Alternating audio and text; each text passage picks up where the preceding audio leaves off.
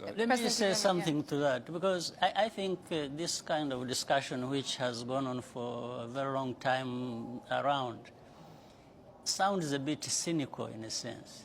In fact, it's like the tragic situation of 1994 isn't considered even a violation of human rights. It has now gone into the background. Those who are responsible for it, those who are associated with it, are now talking about something else.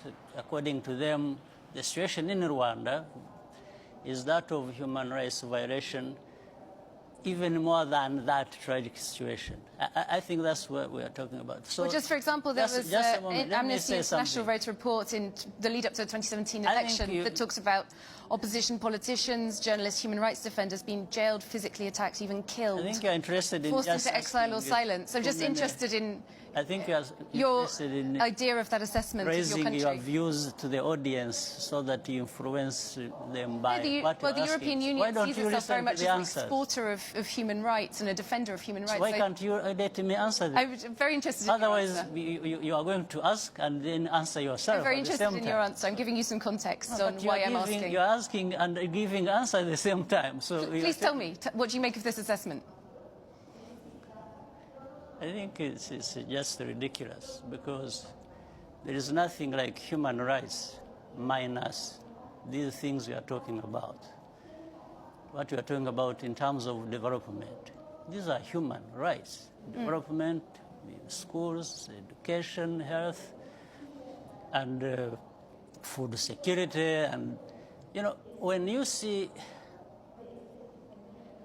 now, the level of poverty has decreased almost by 60%.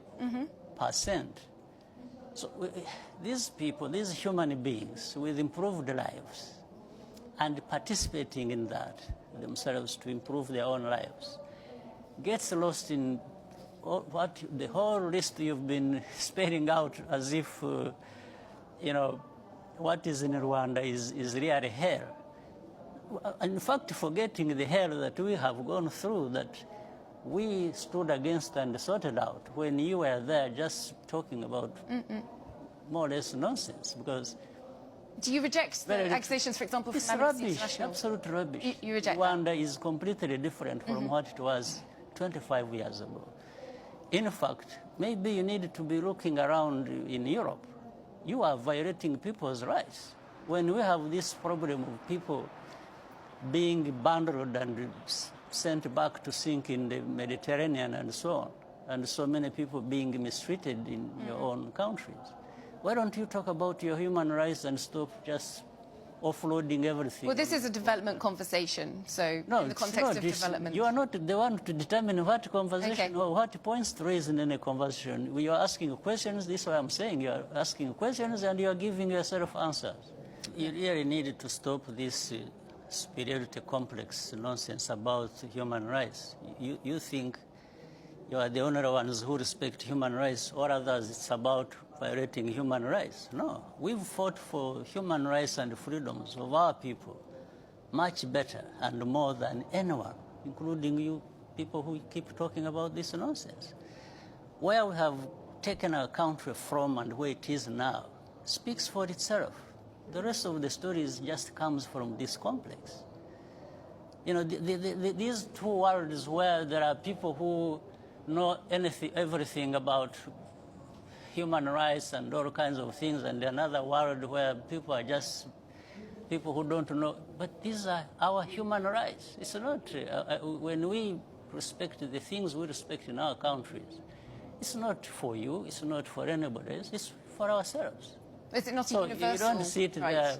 Yes, it is universal, but you don't sit there. If it is universal and you believe it, then you don't become the judge yourself. You don't start telling the others what to do, what they should not to do, or that what they are doing is not to your satisfaction. Who are you? Well, I'm not sure if we're talking about me personally. Well, you are the one actually raising these questions. So I think you better interpret it properly so that it is well understood. Okay. I could see you asking questions in a manner that you want to influence the ones listening to us. But that's not correct. Okay. Yeah. I'm raising it once again in the context of the United Nations Development Goals. No, United Nations is us. You see, United Nations is not something alien somewhere else. Yeah. It's actually us. We participate. And the framework for this entire development. And by the way, I had been leading the Millennium Development Goals before Sustainable Development Goals. I was the co-chair of that, with other leaders and some of the leaders in Europe.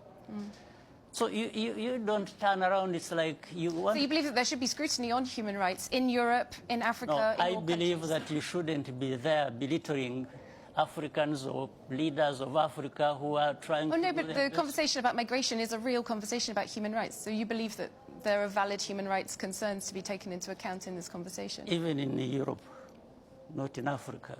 Not in Africa? In Europe.